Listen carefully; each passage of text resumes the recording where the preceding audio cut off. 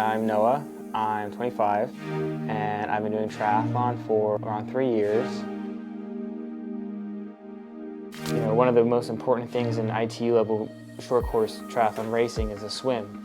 You know, you gotta have a fast swim. You have to be able to get to that bike pack with everybody else to kind of be in the race. First triathlon I did, I couldn't make it 100 meters without having to take a break.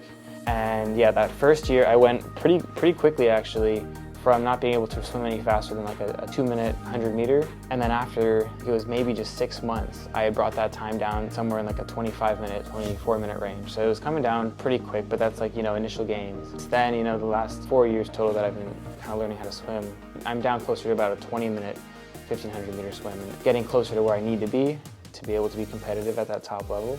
So, you know, graduating in the middle of a pandemic,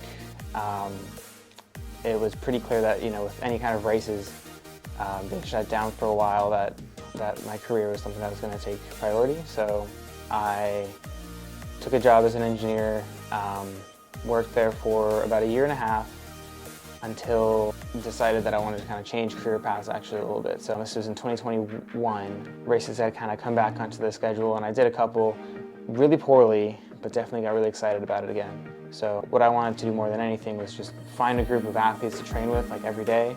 I was just asking around, ran into someone from PlayTry and pointed me in the direction of this guy named James Peterson, who had this like team that he worked with. They were all triathletes, most of them professionals, big goals, big ambitions. And so with that in mind, I ended up calling him back afterwards and saying, like, I'm ready to go. Like, I want to be all in, and I want to go to the Olympics. Yeah, that summer of 2022, you know, packed up everything else that I had with me, shipped my car over to New Hampshire, joined his team there, and I've been training there now for, I guess, just over 1.5 years, and it's gone pretty well. This next season will be my first pro season. I'm pretty excited to start, like, you know, racing, get a world ranking, and kind of start that like progression and climb up the American triathlon ladder.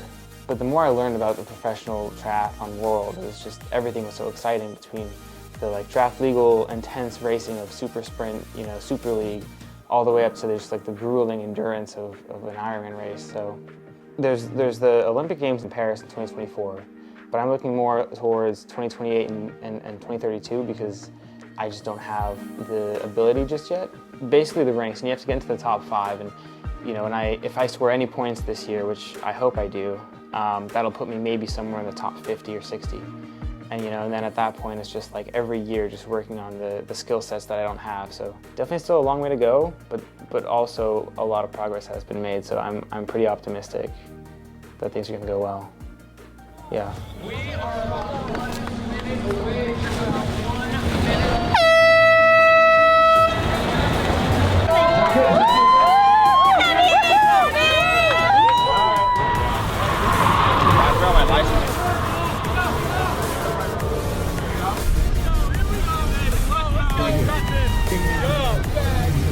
You know what my gap is? I don't know, but oh, okay, this guy's not gonna catch up with you. He's running slower than you. He's finished. It's your own race now. Ladies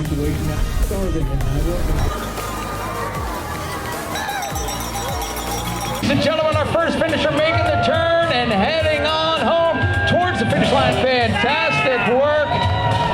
Fantastic finisher. Oh, this is so hard. If I didn't have that gap coming onto their bike, I mean, I was already pushing on the run, but like, I couldn't have gone any faster. There we go, another finisher finding his way. How does it feel after all? Ladies and gentlemen, it feels good to win. Nice. I'm sweaty.